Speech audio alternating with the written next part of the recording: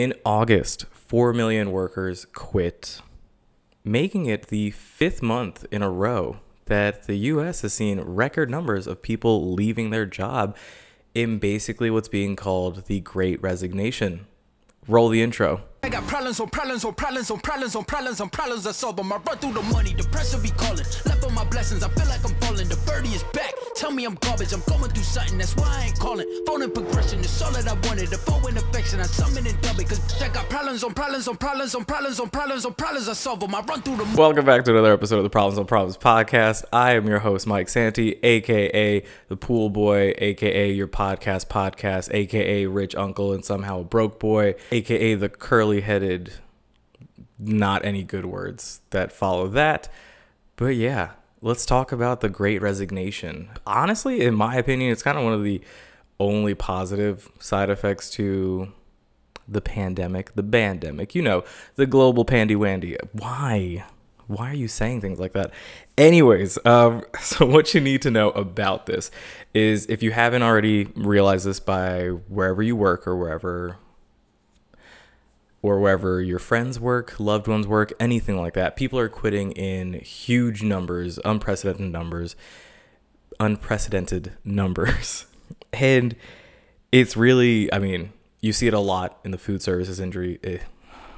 Let's try that again. You see it a lot in the food services industry. You see it in hospitality. You see it in retail. You even see it corporately. And we're talking like, we're talking burnout. That's really all it is. You go from a long history of companies basically telling their employees that they are replaceable, almost immediately replaceable, that you have toxic work environments with managers that are either incompetent or just flat out like vengeful, if you want to call it that. Those are in extreme cases. Most of the time, they're just neglectful. You've got an ever-mounting pile of work based off of other people that have previously left, an inability to hire new people, underpaying your worker bees while also continuing to give them more work and disguising it as opportunities for growth and development, when we really know all you're doing is basically underpaying the people that do the most work for you. That way your pockets stay lined. And on top of that, a global pandemic has given people perspective in the idea that, I don't know, maybe this job that I'm already miserable at isn't worth it. And I'm not speaking from experience. Well, we're not going to go there.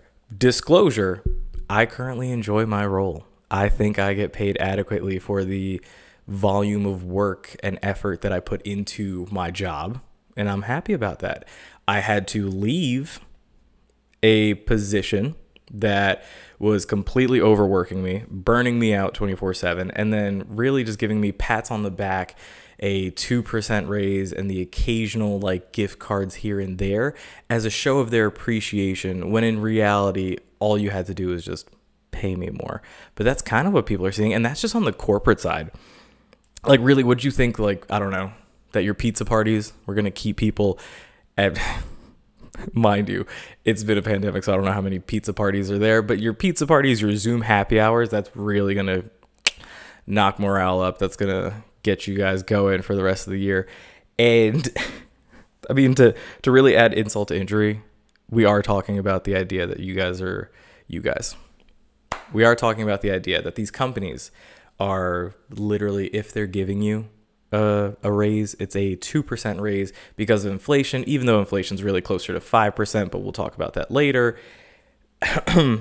And they act as though them giving you a raise is a favor because, beforehand the story was like, you keeping your job was a favor. Like, hey, we made it through a pandemic without firing you or anything like that. And golly, I know a lot of people that lost jobs. I don't know a lot of people. I know some people that lost jobs due to the pandemic. And yeah, that part sucks. And it sucks to kind of be out of work. But if anything, this gives you more time. We're not going to worry about that. Don't worry about the positive message. It sucks. And with that also comes the suckage. I don't know about that. It comes the overbearing volume of work that people leave. Companies don't hire people like efficiently, if we're going to want to call it that, in a timely manner because they're not willing to pay people what they're worth. And then the people that say are stuck doing the work of 3 people while you pay them for 1 and give them a pat on the back and say, "Attaboy." Who hurt you, Mike? Jesus Christ, bro. Calm down. But it's honestly my least favorite part about capitalism, in the sense that it is this idea of what's best for the bottom line. And if that means squeezing every ounce of work out of an employee while paying them the same rate that we paid one person, even though they're doing the job of multiple people, as long as we're making a profit or not hemorrhaging money, so be it. That's just, I mean, if we want to talk about quote unquote corporately, imagine that just on the corporate level. Take that and now put this in a in-person industry, whether that be any of the hospitality industries, food services, things like that we talked about earlier.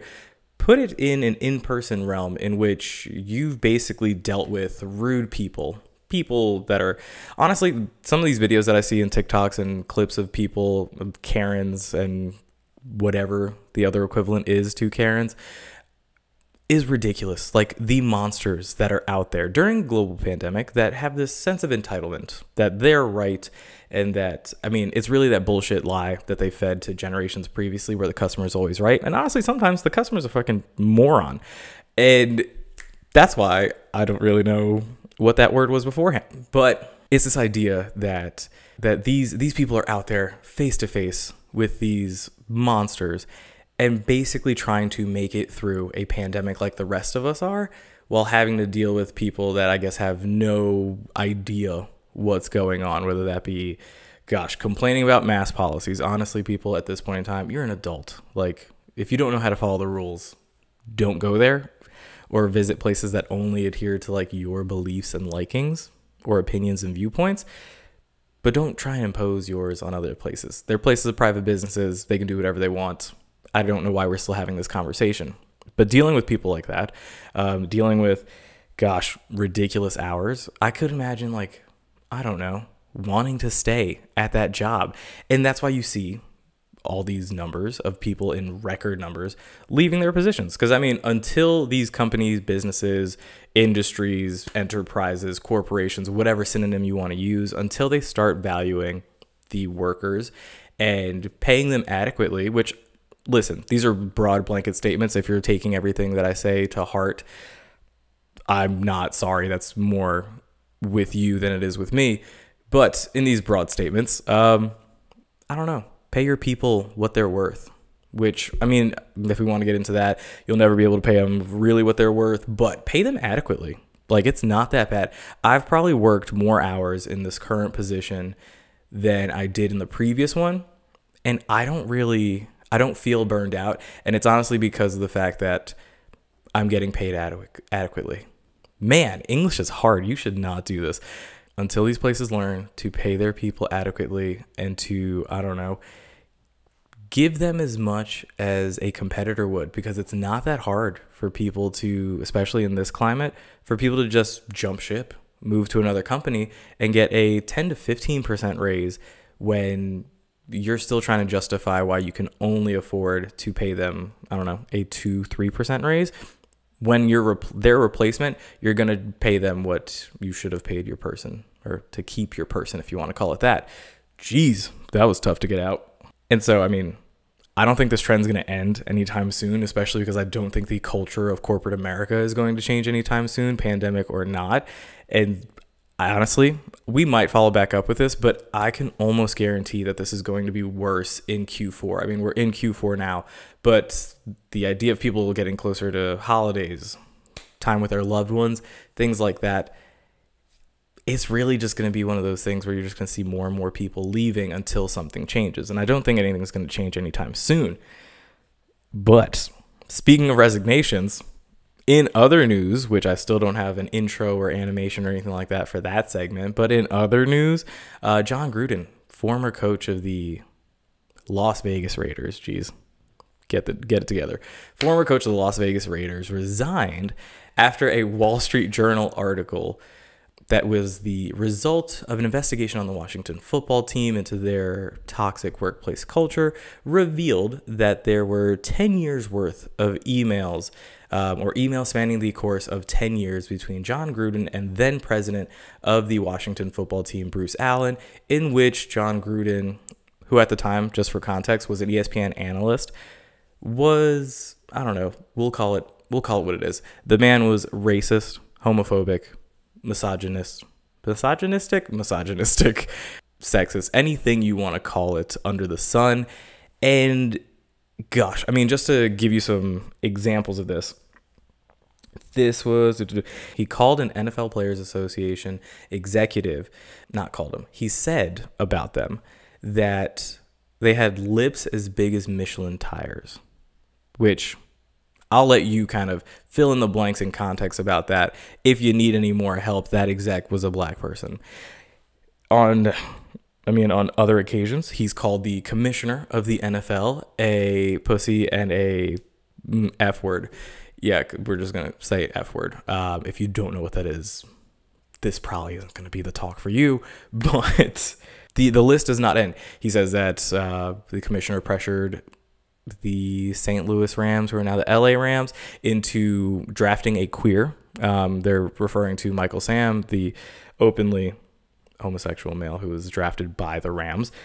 And I think the part about this that's, I don't know, it's almost one of those things where, like, the more I'm surprised, the less I'm surprised, or the more things change, the more they stay the same. Like, are we really surprised that the NFL, which is historically a good old boys club of majority white owners and majority white head coaches, did we really think that they wouldn't be, I don't know, having a couple racist, homophobic people, sexist, misogynist in their midst? Like, are we really surprised about that? Especially when all this stuff comes up when you're doing an investigation on those exact same things for a football team. Like, not just a coach, but a football team. And I think that, honestly, the sad part about this all is that the Raiders, who have historically actually been the opposite of all this, who have been we'll say, oh God, what's the word I'm looking for? Have paved the way and historically been the more progressive team in the NFL, that they have to be dragged into it because, to be clear, John Gruden was not a coach of the Raiders while this was going on. Now, he's coached the Raiders before, he's coached other teams before and all that stuff, but during this investigation, this 10-year scope, the man's did not work for the Raiders. And the fact that they just get dragged into it because he's their current head coach, that kind of sucks for them, and I do feel bad for the organization. But yeah, are we really surprised that an older white man is saying racist shit?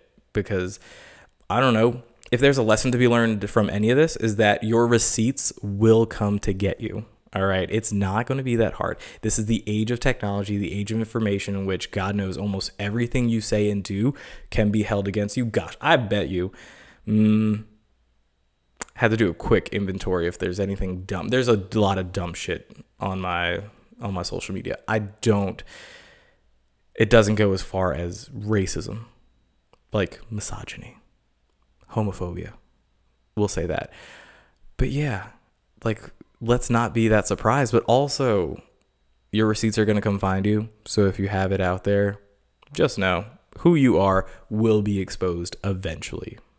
I know this man never thought that emails that he sent to somebody in comfort, or that he felt comfortable enough to send these types of emails to somebody, I know he never thought that would come to bite him in the ass, but it has. And that's a lesson to y'all. Everything you do will come back. Karma, y'all. But with that, we'll take a break. We'll come back. We'll give you a nice little wrap up, talk about your preferences in social media platforms, and we'll send you on your way. P.O.P. And we're back with the great debate. I think that pause is long enough for the animation. Last week I asked you, what's the best social media platform? And 74% of you said that Instagram was the GOAT. Instagram was it. Surprisingly enough, Twitter came in second place. Not really surprising. Twitter came in second place. YouTube came in third, and Facebook literally had 0 votes. So I'm going to say it has a lot to do with my demographic, but also the people that vote within my demographic, and the fact that Facebook's just a dying photo album that your crazy aunt lives on and spews her political opinions. Not mine, yours. But this week, and I am so sorry for this, I apologize in advance. It was a user audience submission. This was an audience submission, and it gets worse. I need to get this out. I don't want this to be a theme, but it so happens to be. But this week, would you rather wipe with saran wrap or sandpaper? And I personally am going to say, I'm probably going to go saran wrap. No, that's a lie. I'm probably going to go sandpaper. There are enough sandpapers out there in the world and find enough grits that basically it feels like one ply. I wouldn't know off the top of my head or off firsthand experience, but I would guess that it basically feels like one ply. And so I'm going to say sandpaper over saran wrap. But yeah, how would you wipe, or how would you, would you rather wipe with saran wrap or with sandpaper? Let me know in the comments. Let me know in the polls. I'm sorry again, but it is what it is. And we move on to the Friday follows. The first Friday follows, kind of fitting this time and kind of related to at least the debate side, is CLT Bathrooms. What more do you want to know? If you want to know about bathrooms around Charlotte, what they look like, where they are, things of that nature, nice artsy pics of bathrooms, follow them at CLT Bathrooms on Instagram. And the next follow is going to go to Andy G, the realtor himself, just recently awarded best real estate agent in Charlotte. Or is it best realtor in Charlotte? Listen, I don't know the difference. They still haven't posted the results. I'm just feeding this off of like breaking news. Follow him at AndyG_realtor. The dude is a genius when it comes to incorporating content with his listings and neighborhoods in and around the Charlotte area. But again, you can follow him at AndyG_realtor on Instagram. Check out his YouTube channel as well. But let's wrap this bad boy up. Don't forget to like, comment, and subscribe to the Problems on Problems podcast YouTube channel. That was a mouthful. Don't forget to follow us at Problems on Problems podcast on Instagram, at Problems_pod on Twitter, which I don't post there enough, and I'll try. We'll get that better. Don't forget to subscribe over on the Spotify side to the Problems on Problems podcast there, Apple Music, the Apple Podcast, Amazon Music. God, we haven't done that for a while. And per usual, don't forget to follow your boy at MikeSanti18 on all social media. But like I always say, guys, if it's not a good time, hope it's a good story, and I will see you next week.